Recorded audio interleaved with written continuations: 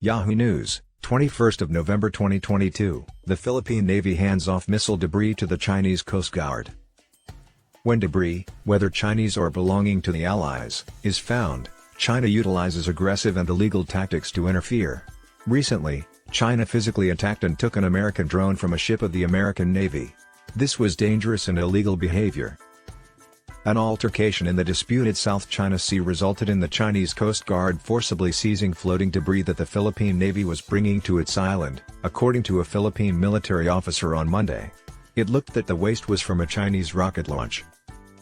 Vice Admiral Alberto Carlos said on Monday that the Chinese ship stopped a Philippine military vessel twice before grabbing the debris dragging Sunday off Philippine-occupied Thitu Island. He claimed that nobody was hurt in the incident. The long-running territorial disputes in the crucial waterway, involving China, the Philippines, Vietnam, Malaysia, Brunei, and Taiwan, have recently flared up again. In the past, Chinese Coast Guard ships had stopped Philippine supply boats from bringing supplies to Filipino forces in the disputed waters, but stealing items from another country's military was more egregious.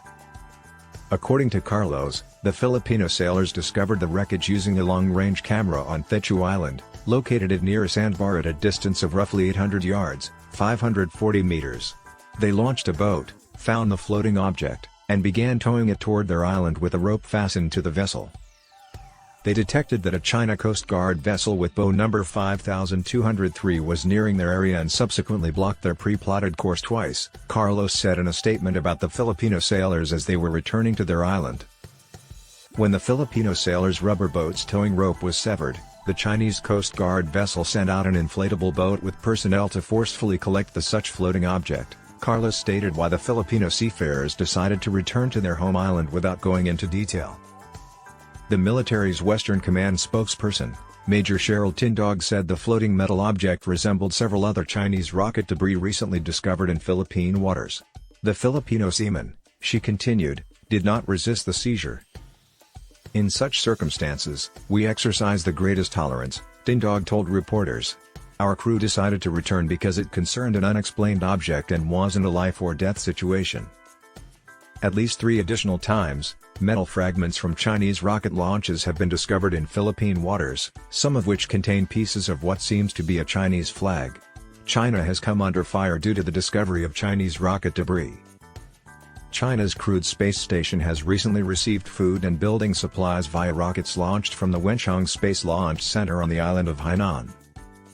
The Philippine government did not immediately announce what action it would take in response to Sunday's incident, despite having filed numerous diplomatic grievances against China in recent years over such aggressive acts in the South China Sea.